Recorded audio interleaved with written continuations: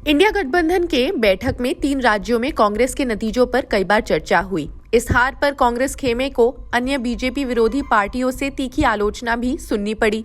सूत्रों के मुताबिक इस पूरी प्रक्रिया में ममता बनर्जी लगभग चुप ही रही। जब सोनिया गांधी ने उनसे बोलने का अनुरोध किया तो उन्होंने एक एक बिंदु पर विस्तार से चर्चा की।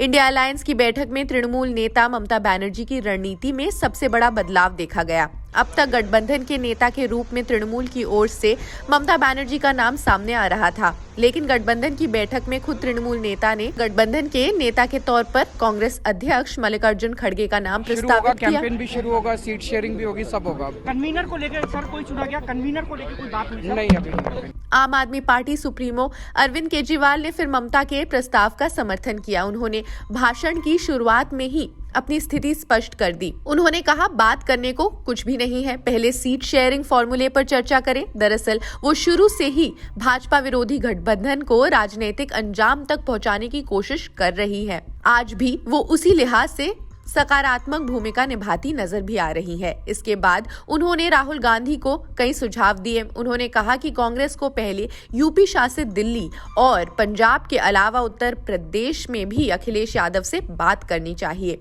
इसके बाद वो पश्चिम बंगाल के संदर्भ में भी बात करती नजर आई। ममता ने सुझाव दिया कि तृणमूल कांग्रेस के लिए 2 सीटें छोड़कर पश्चिम बंगाल में लड़ने के लिए वो तैयार हैं। ममता ये भी जानना चाहती हैं कि कौन सी 2 सीटें खाली होंगी। इस पर कांग्रेस की स्थिति क्या है? Would you like an alliance with the Congress in Bengal, or have they approached you for an alliance in Bengal?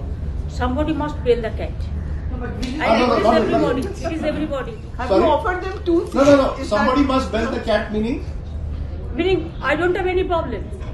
उन्होंने ये भी कहा कि मेघालय में प्रतिशत के मामले में तृणमूल को कांग्रेस से ज्यादा वोट मिले। उन्होंने वहां से 1 सीट तृणमूल कांग्रेस के लिए छोड़ने की बात कही। ममता ने प्रस्ताव दिया है कि कांग्रेस को देश भर में 300 सीटों पर लड़ना चाहिए। इस बात पर चर्चा हुई कि सीट शेयरिंग का फॉर्मूला 31 दिसंबर तक पूरा हो जाना चाहिए। नई दिल्ली में इंडिया अलायंस की चौथी बैठक में तृणमूल ने कांग्रेस को एक तरह से डेडलाइन भी दे दी है। नई दिल्ली में इस दिन की बैठक में तृणमूल की ओर से अभिषेक और डेरेक भी ममता के साथ मौजूद रहे। ममता बनर्जी के इस प्रस्ताव का कई अन्य विपक्षी दलों ने समर्थन भी किया।